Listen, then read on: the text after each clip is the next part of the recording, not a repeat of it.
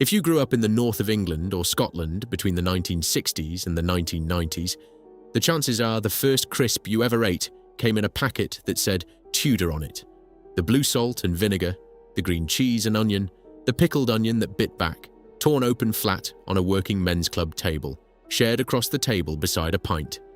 At its peak, Tudor held 2/3 of the entire crisp market across the northeast and Scotland, made in a single County Durham factory big enough to fry 250 tons of crisps a week. They survived the takeover by Smiths in 1960, survived General Mills, survived Associated Biscuits, survived Nabisco and a $25 billion leveraged buyout that should have killed them. The factory in Peterlee kept frying, decade after decade.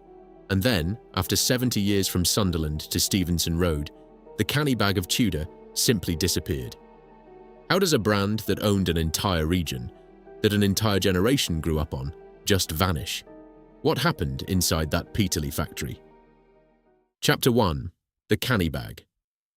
In a working men's club in Easington or Hordern or Merton, sometime in the 1970s, a man tore open a packet of crisps and laid it flat on the table beside his pint. The packet was blue, salt and vinegar. It would have cost him a few pence. He'd have shared it without thinking, that was the etiquette, torn open along the side seams so the crisps lay in a small foil bowl between him and whoever was sitting opposite. The packet said Tudor on it. The man wouldn't have noticed. Nobody did. Tudor was simply the crisp. It was what was sold in pubs from Sunderland to Stockton, from Tyneside to Teesside, and across the border in Edinburgh and Glasgow and Aberdeen. 2/3 of the entire crisp market across the north of England and Scotland came out of a single factory in a town that had been built just a few years earlier for miners. The town was called Peterlee. The factory stood on Stevenson Road on the northeast industrial estate, just off the A19. 80,000 square feet of fryers and slicers and packaging lines, running shifts around the clock, turning sacks of County Durham potatoes into the snack that Northern Britain ate with its beer. Now picture the same building on a Friday before Christmas in 2017. The lines are still. The car park is half empty. The HGV drivers who normally pulled out of the gates with pallets of Wotsits and Cheetos and Walker Sensations are mostly at home because there's nothing left to deliver. 380 jobs are about to disappear. The Tudor brand has been dead for 14 years already, quietly retired by an American owner who'd decided the North didn't need its own crisp anymore. And now the factory's going too. This is the story of how it happened. Not catastrophically, not all at once, but the way most of British industry has died over the last 40 years, through reasonable decisions made in distant boardrooms, by people who'd never set foot in Peterlee, who couldn't have told you the difference between a pickled onion and a salt and vinegar, and who didn't understand that what they were closing wasn't just a factory. It was a town's reason for existing. The second one, Peterlee had lost. Tudor began, as so many British things do, with somebody trying to build something good in a place that needed work. In 1947, in Sunderland, on Wearside, a city emerging slowly from 6 years of war that had levelled whole streets, a small company set up to fry crisps. The records are thin. The founders aren't remembered by name. There's a strong suggestion in the surviving accounts that the first works stood on Church Street, in the east end of the town, but what's certain is the name they chose for the brand. They called it Tudor, a royal dynasty, rendered in a paper bag. Henry VIII himself appearing in the early advertising, beaming above the legend, prestige and Englishness in a snack costing tuppence. It was an absurd combination. It was also, in a way, perfect, because what Tudor would become, almost from the start, was the crisp of working people. The royal name landed on the pit village table, and nobody saw the contradiction. Chapter 2.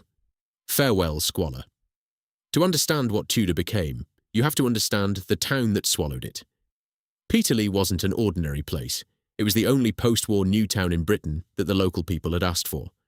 In 1946, the surveyor for Easington Rural District Council was a man named C.W. Clark. He had watched the East Durham coalfield grow for a generation. Easington, Hordern, Blackhall, Shotton, pit villages, thrown up in a hurry along the seam, with terraced streets running down to the cliffs and the sea. The houses were old before they were finished. The drains failed. The smoke hung in the valleys. Clark wrote a pamphlet about it, and called it, with the bleak Durham wit that characterised the place, Farewell Squalor. The pamphlet became a plan. Clark argued that what East Durham needed wasn't another pit village. It needed a town, a proper town, with a centre, with parks, with light industry to sit alongside the collieries, so that when the coal eventually ran out, and Clark understood even then that it would, the people who lived there would have somewhere else to work. The government agreed. The first designation order under the New Towns Act came through on 10th of March 1948. The town would be built on a green plateau above Easington and Hordern, looking out toward the North Sea. They named it after Peterlee. Peterlee had begun life as a pony driver in a Durham pit, gone down at the age of 10, and worked his way up through the hewing and the union activism to become the first Labour chairman of Durham County Council. He'd been a miners' leader, a Methodist preacher, a man who taught himself to read by candlelight in a colliery row. He died in 1935, 12 years before his name became a town. Nobody else in British history has had a town named after them, while their union was still bargaining their pension. The first Development Corporation chairman was A.V. Williams. He was succeeded by Dr. Monica Felton, a woman in 1949, running a new town. The architects came in. Berthold Lubetkin drew up a vast modernist scheme that the local councillors found too radical and rejected. Victor Pasmore later built the Apollo Pavilion in the middle of one of the estates, a concrete sculpture, abstract and strange, that the people of Peterlee would alternately love and loathe for the next half-century. But the town was built. Houses went up by the thousand. Miners and their families moved in from the cramped colliery rows into front rooms with proper plumbing. The new schools opened. The shops followed. And on the edge of all this, on the industrial estate that Clark had argued for, the diversification answer to the pits, the planners set aside land for factories. The pits were already living on borrowed time. Anyone who looked at the coalfields knew it. The 1947 nationalisation had handed the collieries to the National Coal Board. The 1951 Easington pit disaster had killed 83 men in a single underground explosion, including 2 rescue workers, and the memory of that morning, of the women gathered at the pit head in the rain, was woven into the bone of East Durham. The pits would be open for another 40 years, but the planners knew they couldn't be the only thing. So when, in the late 1950s, a Sunderland crisp company began looking for a site for a new factory, somewhere with space, with road access, with a workforce, the planners at Peterlee made their pitch. They had the land, they had the people, they had a town named for a miners' leader that needed jobs. The crisp company said yes. Construction began on a site of around 80,000 square feet at a cost of about £250,000. It was the largest single industrial investment Peterlee had attracted. It would have its own boiler house, its own water system, its own loading bays for the lorries that would carry the crisps out into the towns and cities of the north. The machinery would come from America, fryers capable, on a single shift, of producing 250 tons of crisps a week. The whole thing was Tudor's. The brand that had begun 10 years earlier in the East End of Sunderland was about to leap into the industrial age, but by the time the first fryers were warming up, Tudor wouldn't own the factory anymore. Chapter 3. Henry VIII on a miner's table. What Tudor had built between 1947 and 1960 was extraordinary. From whatever modest premises it had started in on Church Street, it had grown out across Wareside and into the northeast. By the mid-1950s, a second factory was running in Sandyford, in Newcastle upon Tyne. The lorries were going out to corner shops and pubs and working men's clubs in towns the Sunderland founders had probably never visited. And the brand, that strange royal name, had taken hold. Tudor's crisps weren't subtle. They weren't safe.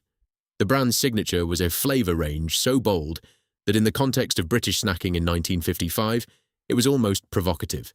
Cheese and onion, of course, the established standard, but also tomato ketchup, hot dog and mustard, pickled onion, kipper. Yes, kipper, a crisp that tasted like a smoked herring and that an entire generation of children would either remember with affection or refuse to speak about. The packets were colour-coded in a way that became, in the north, a private language. Blue for salt and vinegar, green for cheese and onion, brown for beef barbecue, red for tomato sauce. The colours were the same conventions every British crisp manufacturer used at the time, with the single exception of a company in Leicester called Walker's, who'd chosen to do it the other way round. Nobody in 1955 thought much of that. There was no reason to. By the time the trade press began paying attention, the numbers were astonishing. Retail Business magazine reported, in the mid-70s, what the regional grocers already knew.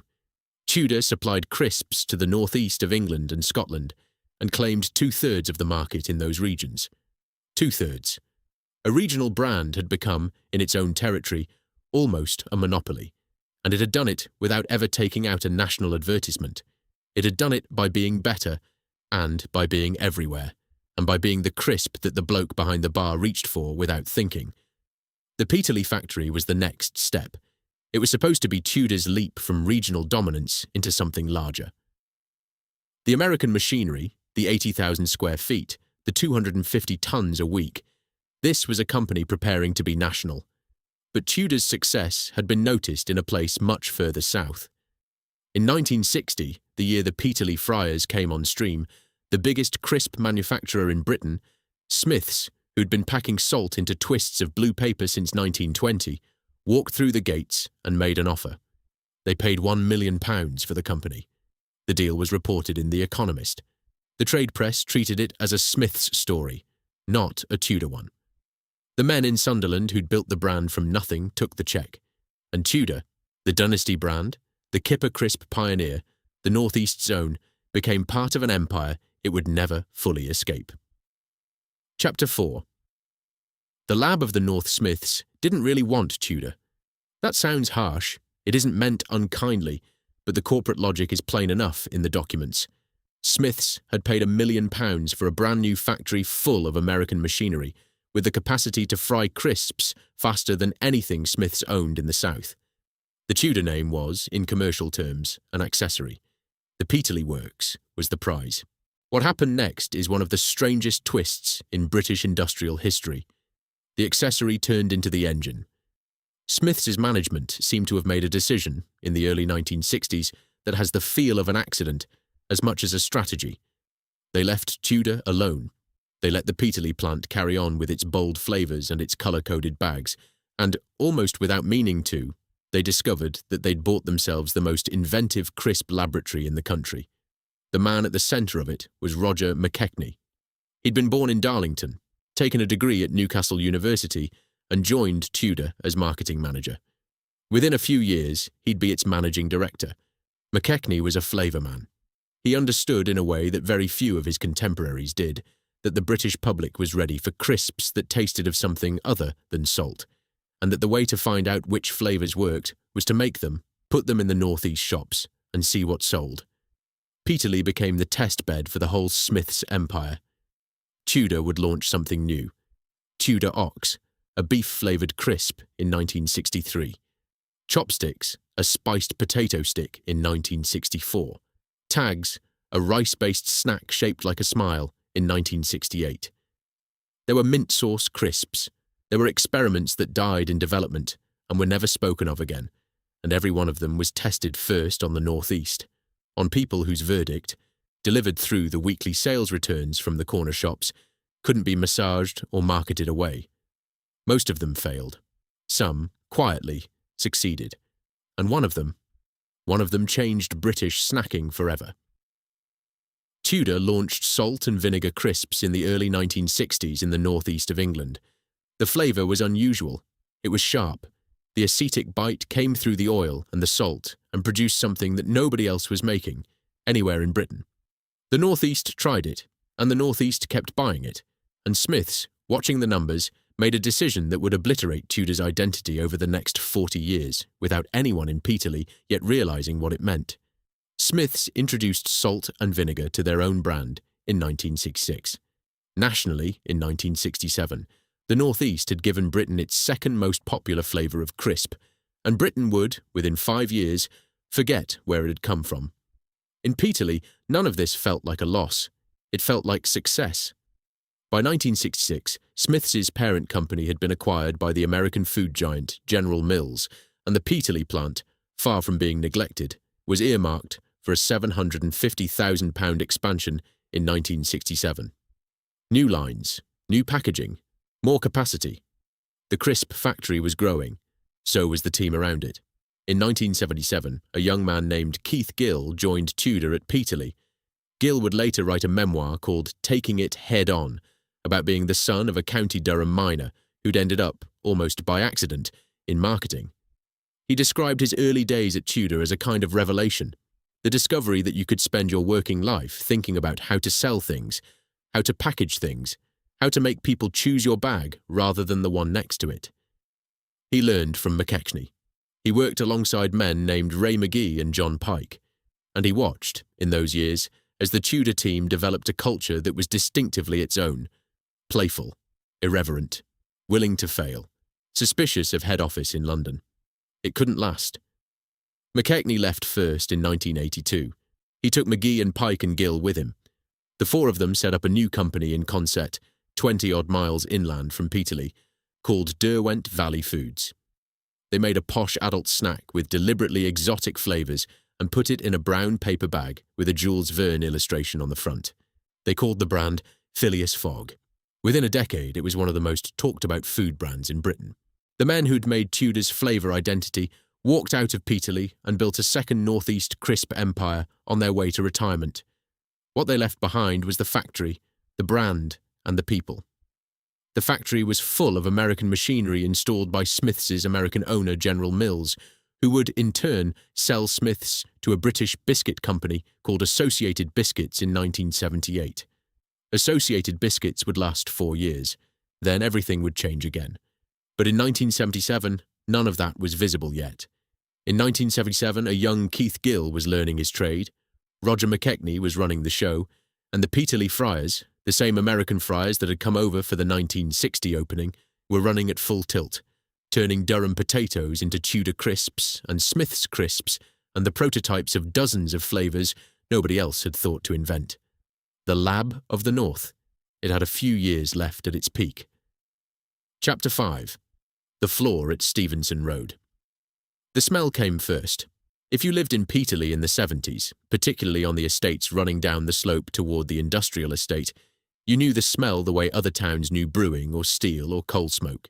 It was the smell of frying potato, clean, faintly oily, carried on the prevailing wind out over the back gardens of the new town's terraces.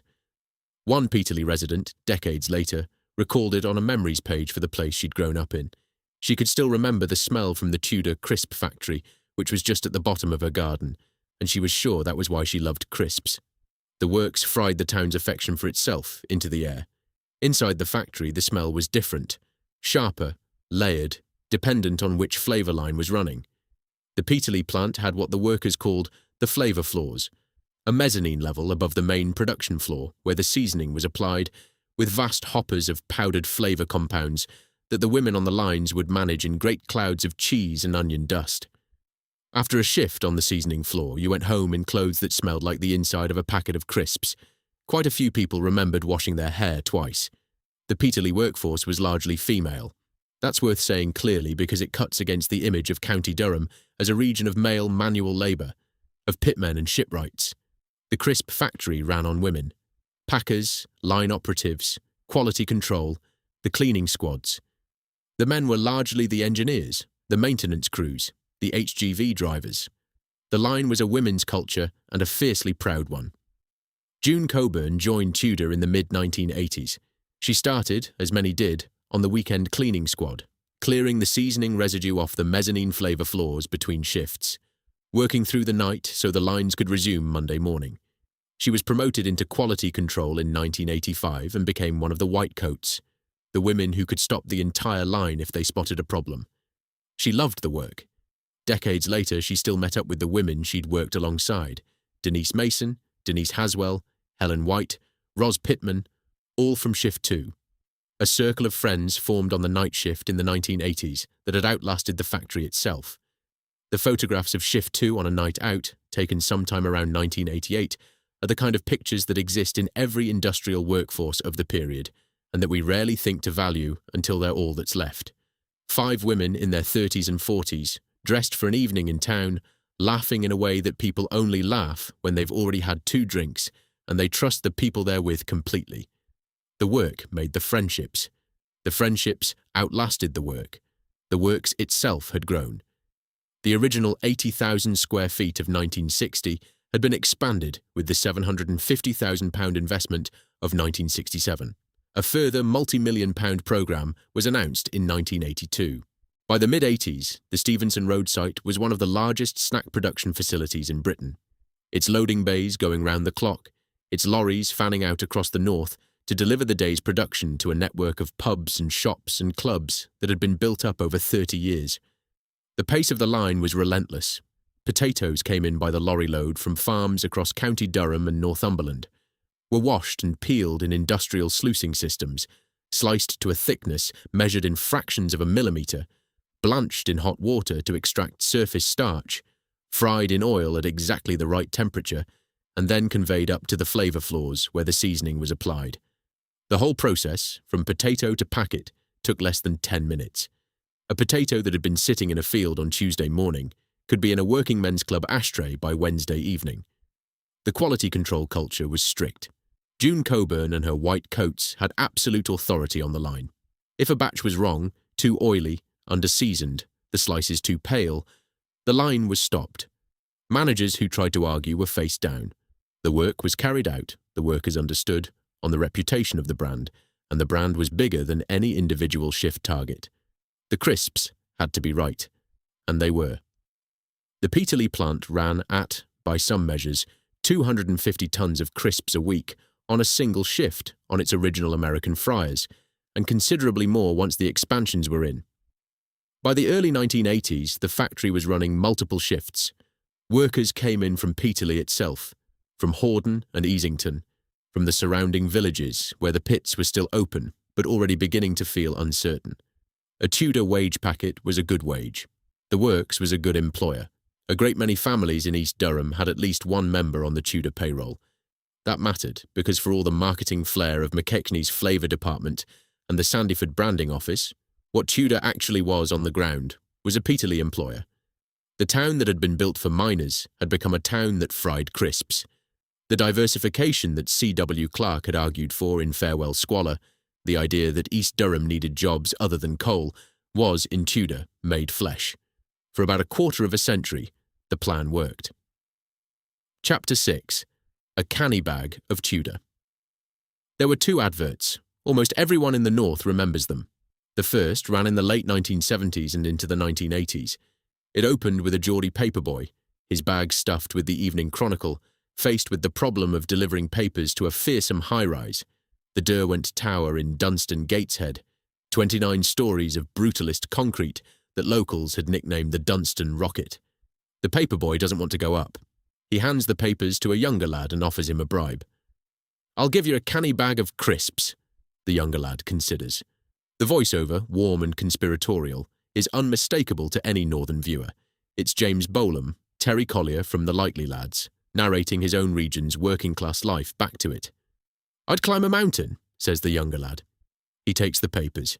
He starts climbing the stairs of the rocket. The advert finishes with the Tudor packet, blue, salt and vinegar, and the slogan stamped underneath. Canny bag of Tudor. The soundtrack was the Blaydon races. The whole thing lasted 30 seconds. It ran on Tyneside television between Crossroads and the local news, and it imprinted itself, more deeply than any advertising executive could have hoped, on the collective memory of an entire region. The actor playing the paperboy was Alan Meshan. He was, at the time, a working Newcastle actor who'd later appear in Brookside and Spender. In a 2005 interview, he claimed, with affectionate exaggeration, that the advert had boosted Tudor's sales by 100%. The figure was probably wrong. The cultural fact behind it wasn't. The second advert ran a few years later. The paperboy was now an adult. He stepped out of a Rolls-Royce, in a smart suit, eating premium Tudor specials. The implication was that the crisps had made him rich. The twist, delivered in the final shot, was that he then put on a peaked cap and held the door open for the actual passenger.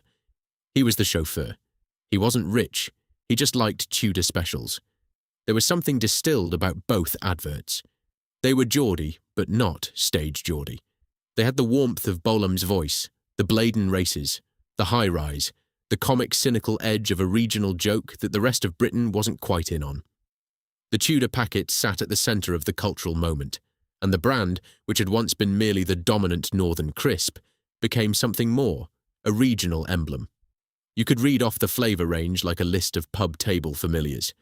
Cheese and onion in its green bag, salt and vinegar in blue, smoky bacon, pickled onion, beefy, the working class beef crisp, prawn cocktail in pink, spring onion, curry, brown sauce, sweet and sour.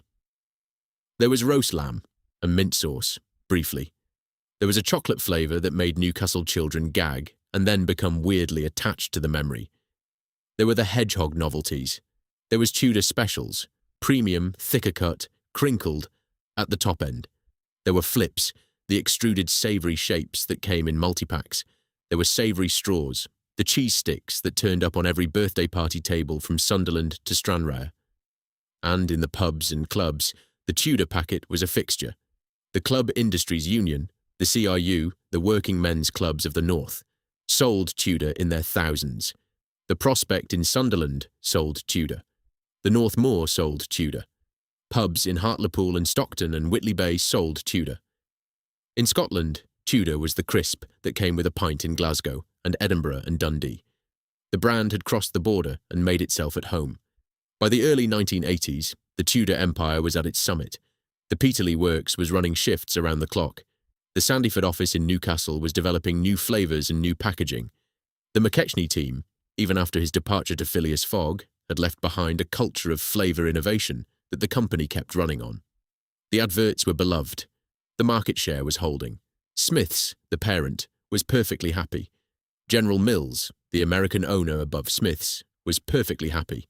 And then, in 1982, something happened in a boardroom 3,000 miles away that would, in time, kill Tudor Stone dead. General Mills sold Smith's. The British biscuit conglomerate Nabisco bought it. Nabisco, which already owned a rival crisp company, a company that had begun in Leicester in the 1940s, a company that did its packet colours the wrong way round, green for salt and vinegar, and blue for cheese and onion. The company was called Walker's. Nobody in Peterlee yet understood what had just happened. The friars kept running. The white coats kept their authority on the line. The lorries kept rolling out toward the pubs and clubs. The advert with Alan Metgen and the Bladen races was still being repeated on Tyne Tees, and the paperboy was still climbing the Dunstan rocket for the promise of a canny bag.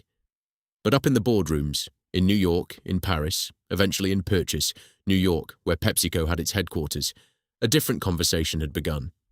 Two northern crisp brands now sat in the same portfolio. One of them had a famous Geordie advert and 2/3 of the northeast market. The other was a smaller player from the Midlands, with funny packet colours and ambitions of going national. In a portfolio with one brand to bet on, a corporate strategist would not have bet on Walker's. The numbers were against it. The northern audience was against it. The advert culture was against it. But the bet wasn't made on the numbers. It was made on geography. And the geography of corporate Britain, by the late 1980s, ran out of London. South, not north. The decision-makers were closer to Leicester than they were to Peterlee. They liked the Walker's brand. They could imagine it as a national brand more easily than they could imagine Tudor as one. The summit had been reached. The view from it was magnificent, and nobody on top of the mountain, not Alan Metgen, not James Bolam, not June Coburn on the night shift QC line, not the men in the working men's clubs tearing open their blue packets, could yet see the cliff they were about to walk off. The lights were still on. The friars still smelled of potato. The Bladen races still played on the television.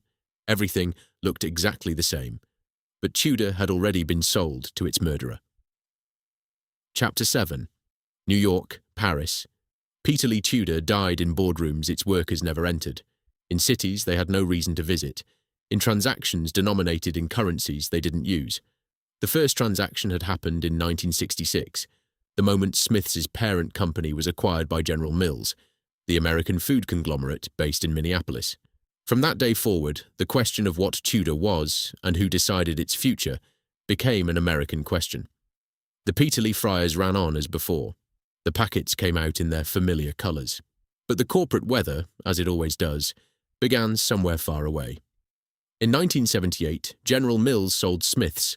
The buyer was Associated Biscuits, a British conglomerate that owned a portfolio of biscuit and snack brands, and that imagined it could turn Smiths into the centerpiece of a domestic snack empire. Tudor came with Smiths in the deal. The Peterlee workforce barely noticed. The lorries still ran. The wages still came. In 1982, Associated Biscuits was bought by Nabisco. That sentence is short. The consequences weren't.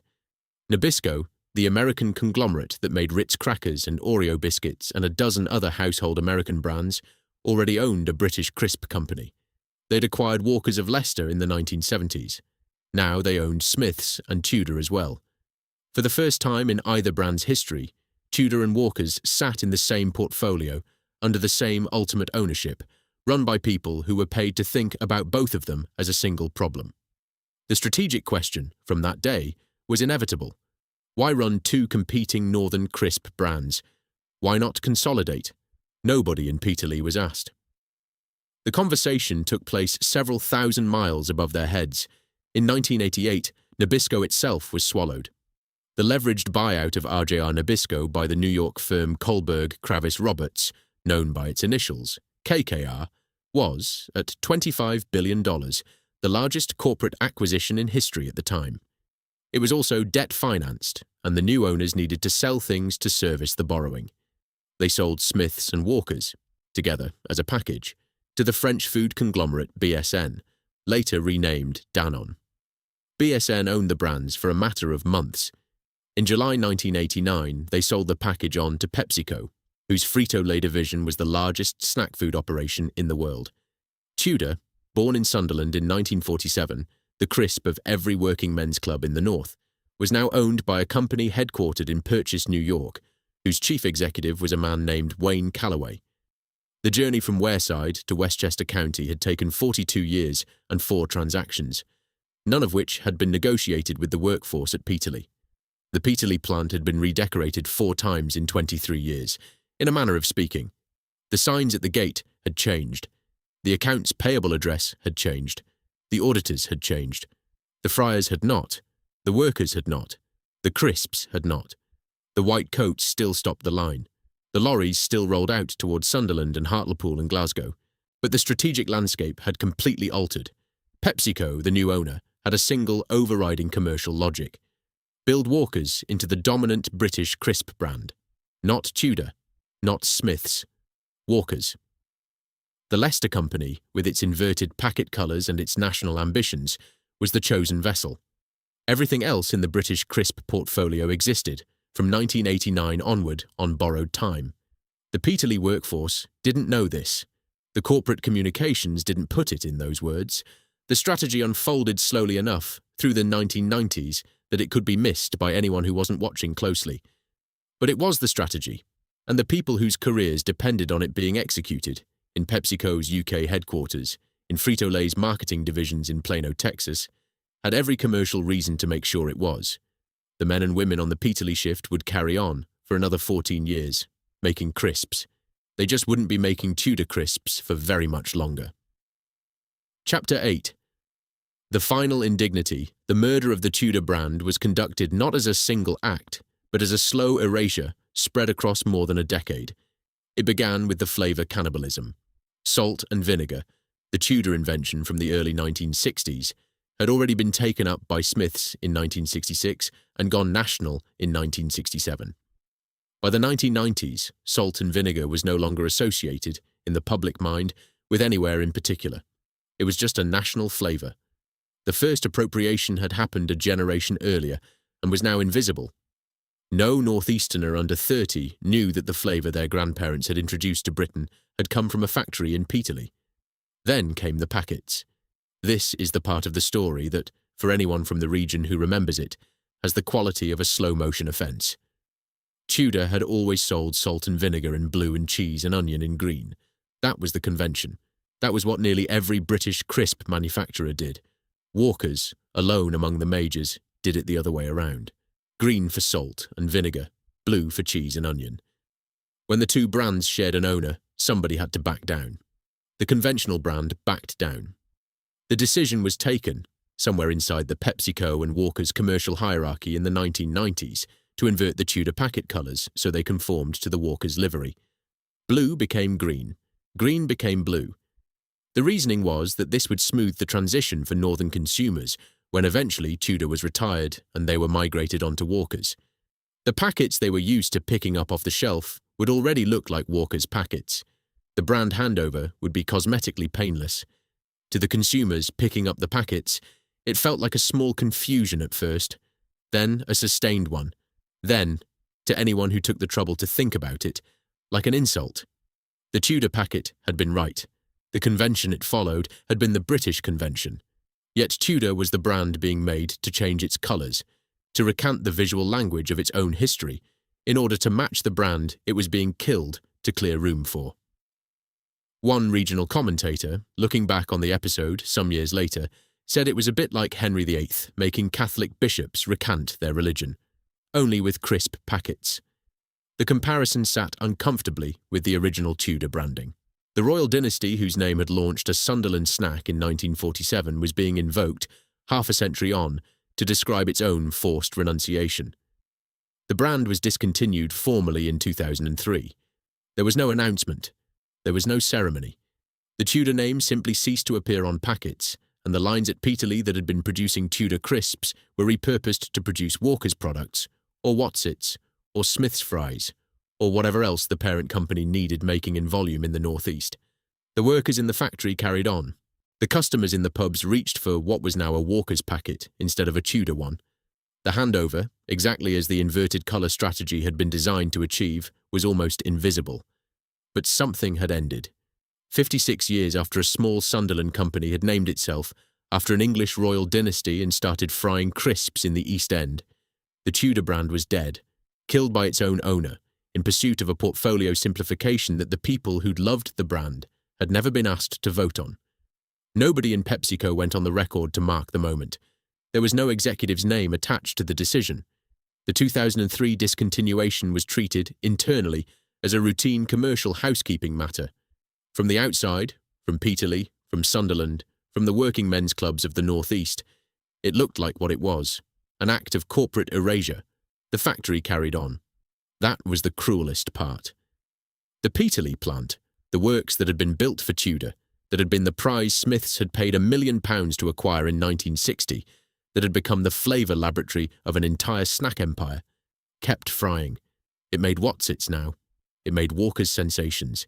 It made Smith's fries and cheese moments, and Cheetos twisted, and Scampi fries and bacon fries. The brand was gone, but the industrial logic that had created it persisted, in the form of 380 jobs, an HGV fleet, a loading bay, and the same American fryers that had been delivering since 1960. The Peterlee workforce had no reason to imagine, in 2003, that their factory was on borrowed time too. It would be another 14 years before that became clear. Chapter 9.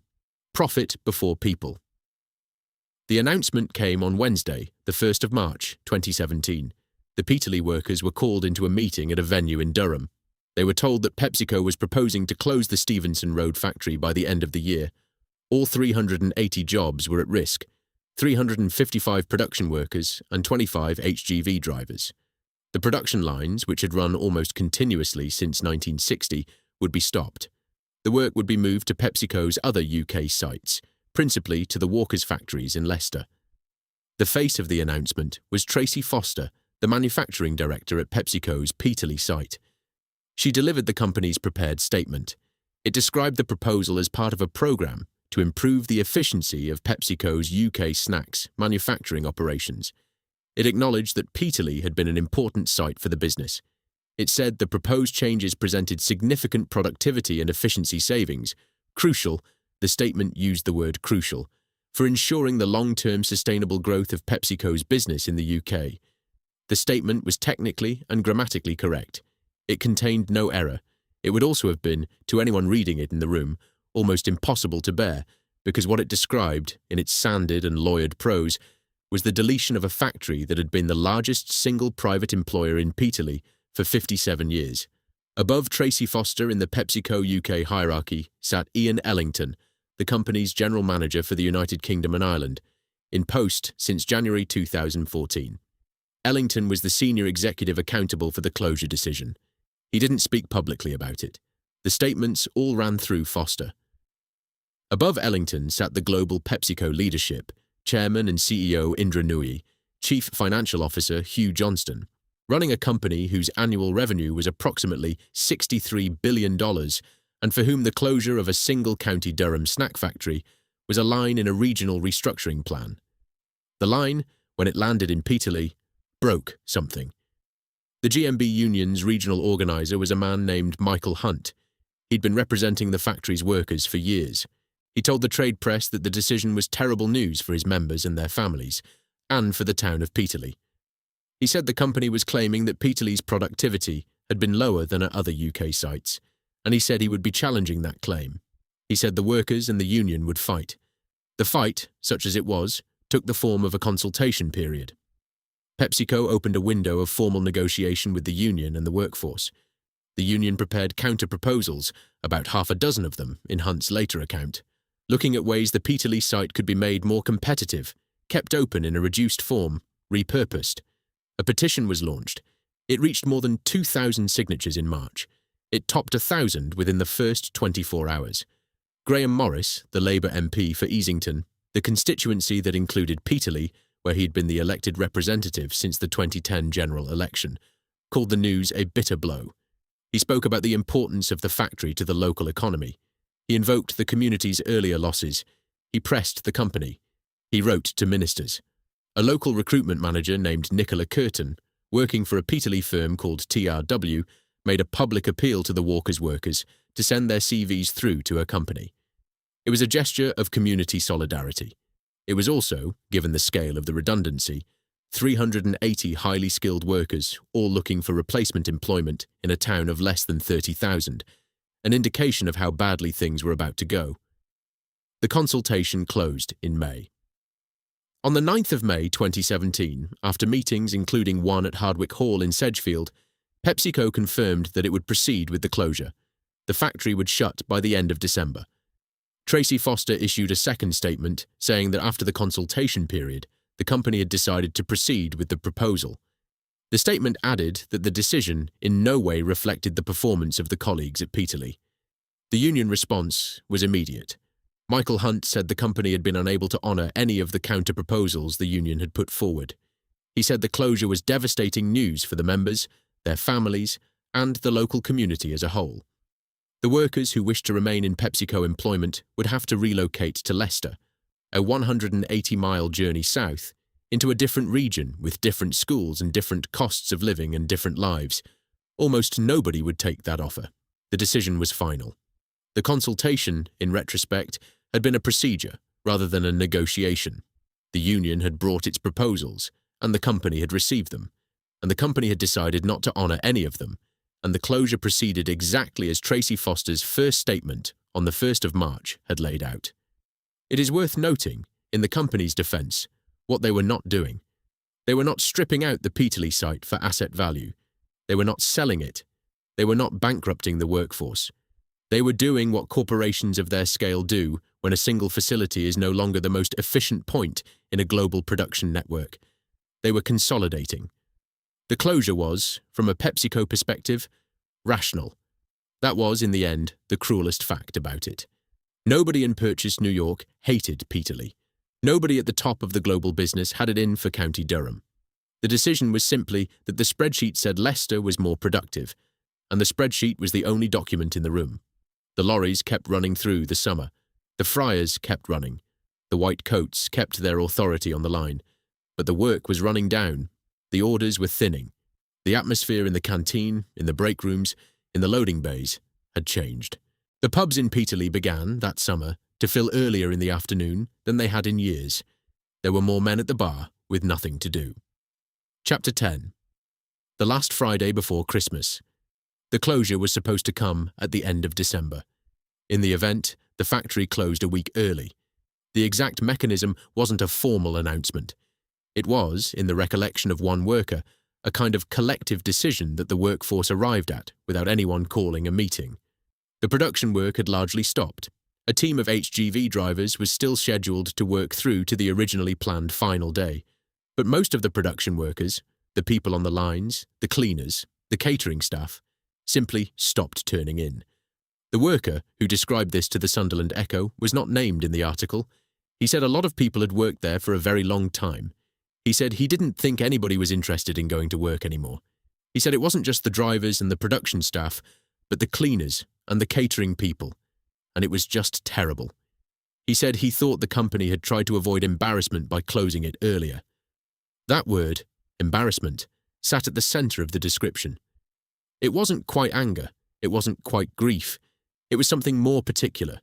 The recognition that what was happening to the factory and to them had, at the end, the quality of a thing being hurried out of sight. The factory had been making crisps on Stevenson Road for 57 years. PepsiCo issued a closing statement. The company said it was with sadness that it was ceasing manufacturing at the Peterlee site.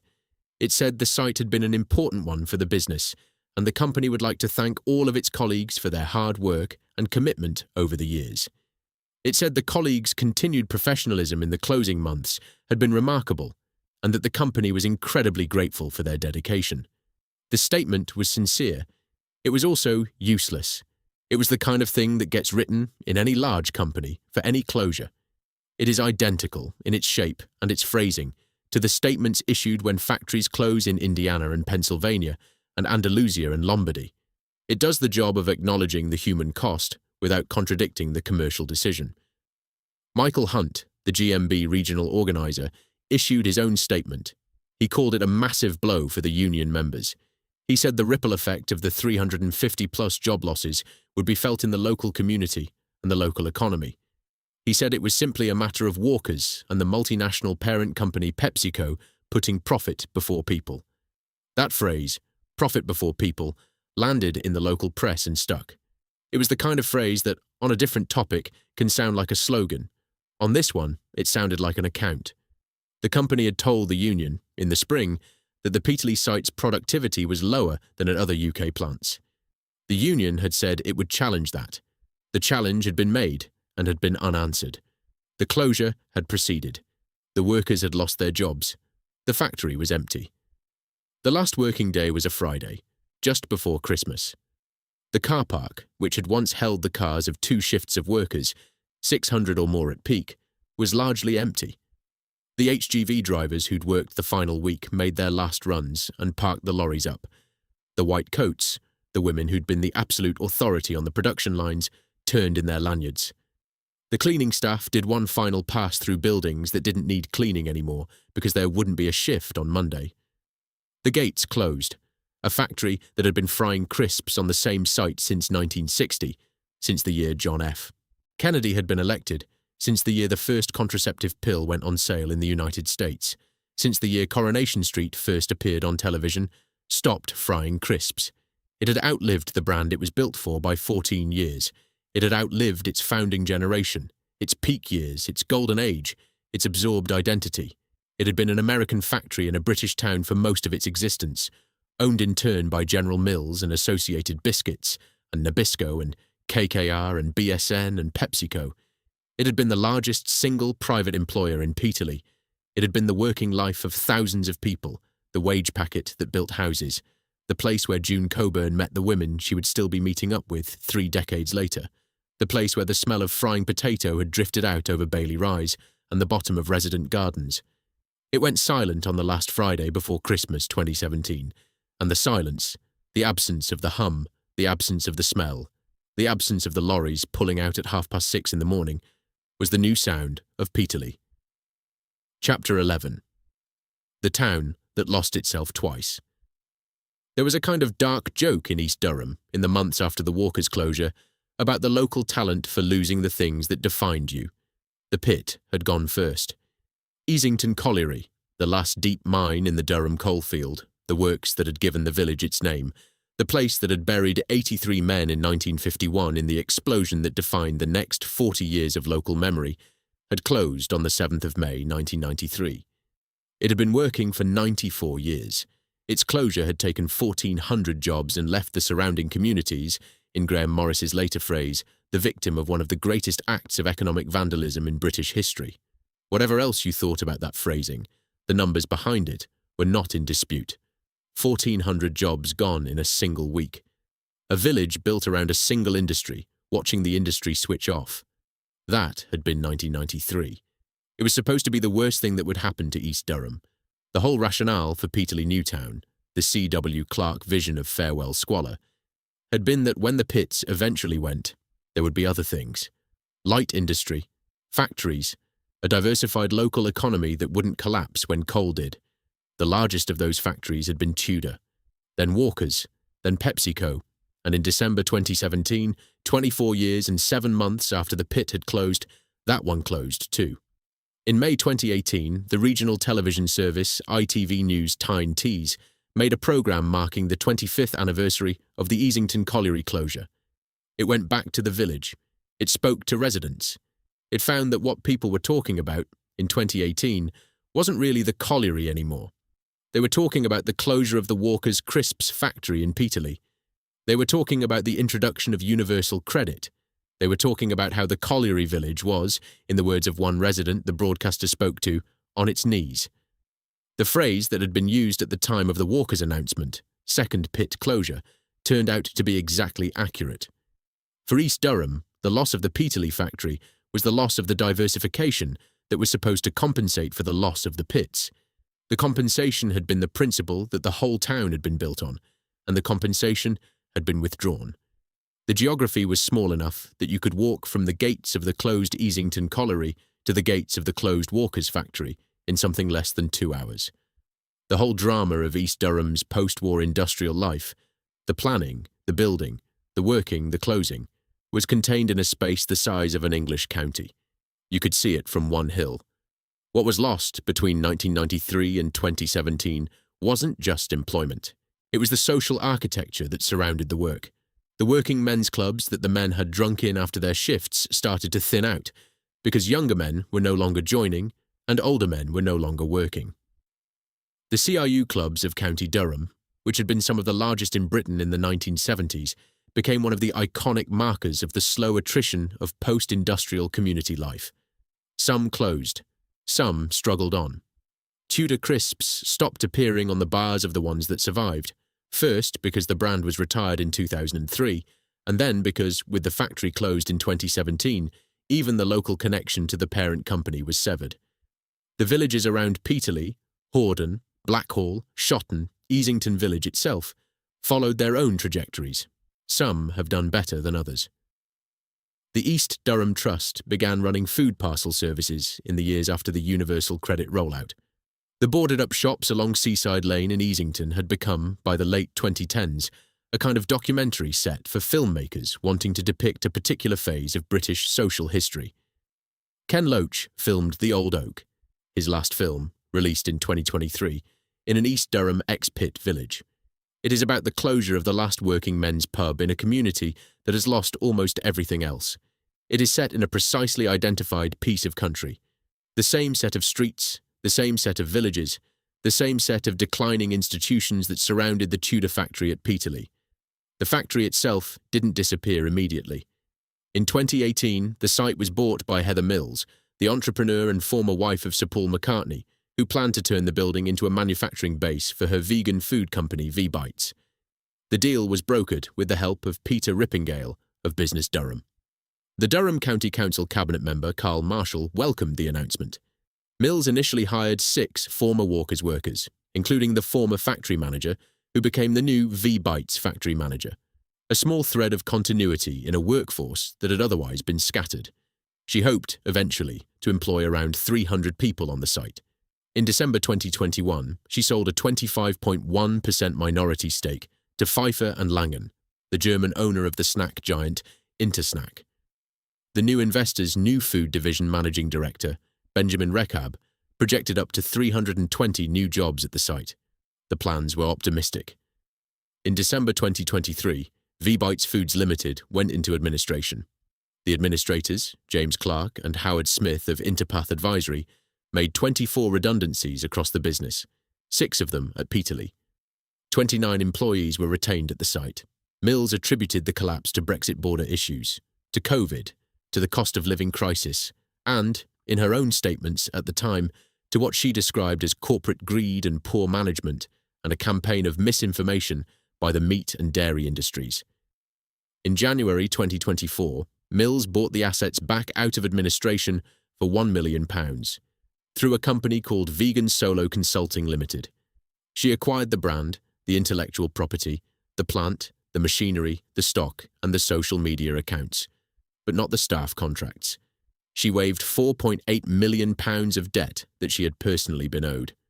She continued to hold the freehold of the building through a separate property company called Duo Renovations Limited. The building is still standing on Stevenson Road. It is still in operation, in some form, as a V-Bites production facility. Whether the lines are running at full capacity or in a reduced form is harder to say from the public record. The site had previously been mothballed in 2020, during the pandemic. Whether it is fully active in 2026 or running at a fraction of what it once did is the kind of question that would require an on-the-ground visit to answer with confidence. What is certain is that the building exists. It has not been demolished. It has not been redeveloped into housing. Walk down Stevenson Road today, off the A19, and the great brick mass is still there. The loading bays, the fence, the gate. Inside it, on a much smaller scale than it once was, food is still being produced. But it isn't crisps. The fryers that came over from America in 1960, that produced 250 tons a week on a single shift, that fried Tudor and Smiths and Walkers and Watsits and Cheetos and Scampi fries across nearly 6 decades, do not fry crisps anymore. The Tudor brand has had no commercial revival. It exists in the Museum of Crisps, an online archive maintained by enthusiasts. It exists in the personal collections of people like Frank Munford, who has held on to old Tudor packets from his childhood. It exists in the oral histories preserved by the Peterlee History Project, June Coburn's account, the photograph of the Shift 2 night out, the residents' recollections of the smell over the gardens. It exists in the recollections of the Channel 4 documentary The Secret World of Crisps, narrated by Dawn French, in which Keith Gill and Roger McKechnie spoke about the years when the Lab of the North was making the flavour landscape of British snacking, and which aired in 2021 and was repeated in 2024. McKechnie himself died in 2024, at the age of 84. His funeral was held at St Andrew's Church, Corbridge. The North East papers carried obituaries that focused on Phileas Fogg, on the brand he'd built after leaving Peterlee, rather than on the Tudor years. But the Tudor years were where he'd learned his trade. They were where salt and vinegar had been launched on the North East market in the early 1960s, where Tudor ox and chopsticks and tags had been tested and mostly failed, where the culture of flavour experimentation that he'd carried out to concert with him had been formed. The work, in that sense, hasn't all gone. The men and women who carried Tudor's expertise out into Phileas Fogg, into other North East food businesses, into the wider British snack industry, did meaningful things with what they'd learned. The know-how outlived the brand. The skills outlived the factory. Some of the workers from the 2017 closure found their way into food production elsewhere in the region. Some retired. Some, and the figure here is genuinely unknown, because no comprehensive follow-up survey was conducted, went into long unemployment, or into work that paid less, or into the social security system that was being reshaped by universal credit at exactly the moment they entered it. What's left, in Peterlee itself, is the building and the memory. The building stands on the North East Industrial Estate, just off the A19, half a mile from the Five Quarters pub, which is named after the seam of the Hordern Colliery, a colliery that closed in 1987, 6 years before Easington went. The Apollo Pavilion that Victor Pasmore built in 1969 is still there too, looked after now by a heritage trust, controversially loved. Peterlee's name is still on the town. The miners' union leader, who began work down the pit at the age of 10, is still the patron, posthumously, of a town that has now twice lost the work it depended on. The smell of frying potato that drifted over the back gardens of Bailey Rise stopped finally, sometime around the turn of 2017 into 2018. The lorries stopped pulling out of Stevenson Road at 6:30 in the morning. The shifts stopped. The white coats stopped stopping the line. The packets, first the inverted blue and green, then no packets at all, stopped appearing in the corner shops and the clubs of the North East and Scotland. What was lost wasn't catastrophic. That's the hardest thing to say. It wasn't a disaster in any cinematic sense. There was no fire. There was no fraud. There was no scandal. There was a series of corporate transactions stretching across more than half a century. General Mills to Associated Biscuits, to Nabisco, to KKR, to BSN to PepsiCo, and a strategic logic that, once a single owner held both the Northern brand and the Midlands brand, had only one rational outcome. The Northern brand was the more famous one and the more loved one, and the one with the bigger market share in its own region. It was also, by the strategic logic of a global portfolio, surplus. So it went.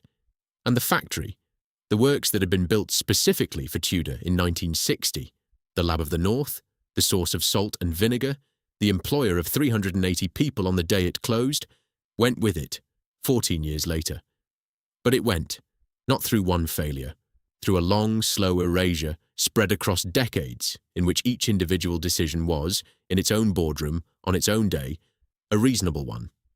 Each one made by people who were paid to think about consolidation, about portfolio strategy, about productivity differentials between manufacturing sites. Each one made by people who had never torn open a blue Tudor packet on a working men's club table in Easington and shared it across the table with whoever was sitting opposite. Each one made by people who did not understand, because they had no way of understanding, that the canny bag of Tudor wasn't a brand. It was a piece of a regional life. And when you erase the brand and then close the factory, you erase the piece. The packet is in the Museum of Crisps. The advert is on YouTube. James Bolam is still alive. In his late 80s, the voice of the Geordie paperboy preserved on the recording. Alan Menken still gives interviews. The Blaydon Races still plays. The Dunstan Rocket has been demolished, but the picture of it still exists. 29 stories of brutalist concrete in Gateshead, where a paperboy in an advert was offered a canny bag of crisps and said he'd climb a mountain. He climbed it. Tudor climbed it. They both made it to the summit. The summit was lonely and brief and a long way down.